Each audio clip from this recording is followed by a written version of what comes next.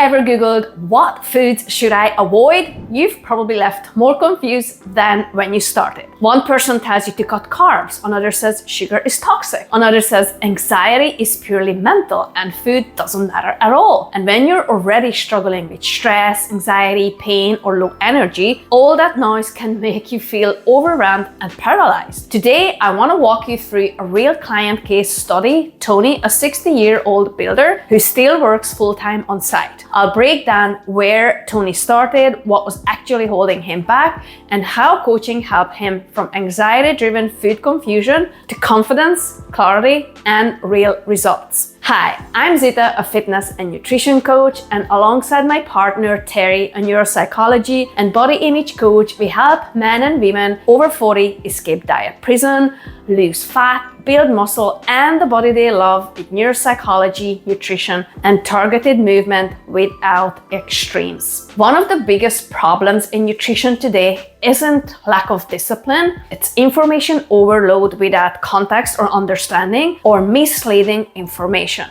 Online advice often frames food as dangerous or bad. Sugar is the enemy. In reality, sugar isn't toxic on its own. The issue isn't sugar in isolation, it's context, dose, frequency, and overall diet quality. Chronic overconsumption of ultra-processed high-sugar foods combined with stress and poor sleep can dysregulate blood sugar and cravings. Carbs cause inflammation. Carbohydrates don't automatically cause inflammation. In fact, many carbohydrate-rich foods like fruit, vegetables, legumes, and whole grains are associated with lower inflammatory markers. The confusion comes from lumping all carbs together when the real issue is refined, low-fiber, ultra-processed foods eaten in excess, not carbs as a full category. Certain foods cause anxiety. Food doesn't directly cause anxiety in the way it's often claimed online. Anxiety is regulated by nervous system, brain chemistry, stress hormones, sleep, and blood sugar stability. While highly processed foods can worsen symptoms in vulnerable states, it's usually the pattern of eating, restriction, and stress around food,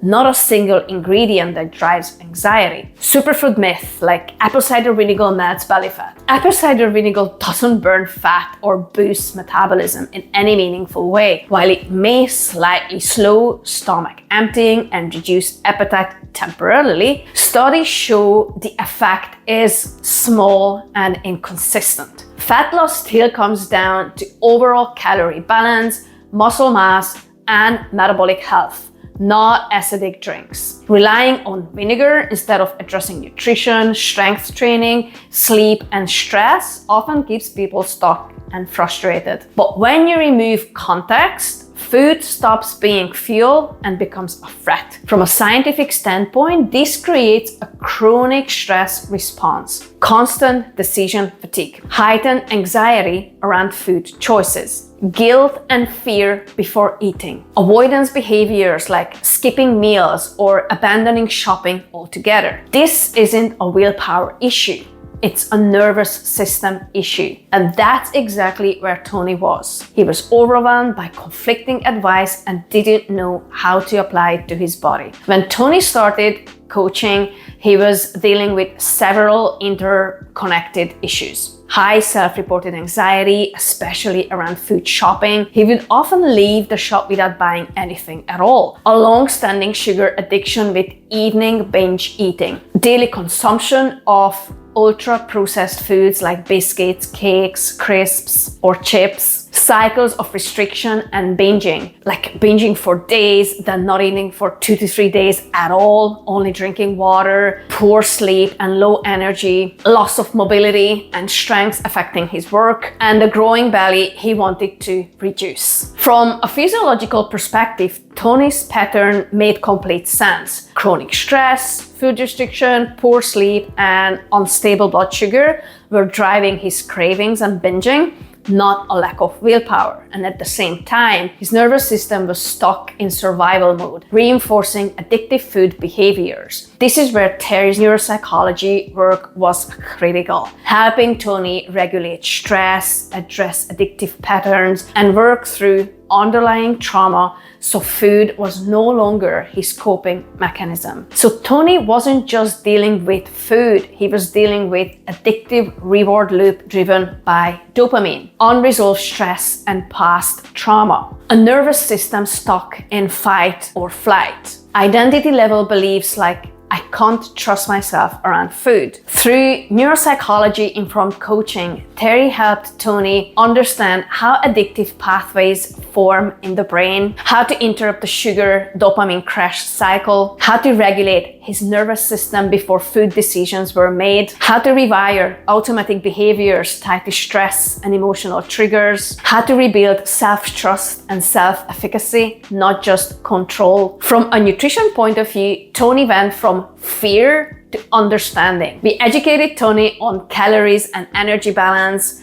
on macros, protein, carbs, and fats, and how they affect energy and satiety, how blood sugar stability influences mood, cravings, and focus, how food interacts with the gut-brain axis, how his specific intolerances and allergies and responses affected both his body and cognition. So we helped him build a structure, and as a result, sugar cravings reduced naturally. Binge eating stopped. Energy and mental clarity improved. Anxiety around food dramatically decreased. And regarding his training, I developed a targeted, joint-friendly strength training plan for him. Tony wasn't training at all before coaching. We introduced structured strength training tailored specifically to his goals, building muscle in his legs and preventing any further muscle loss, improving his joint stability, work safely around arthritis, knee and ankle spur and other issues, increase range of motion and functional strength. This led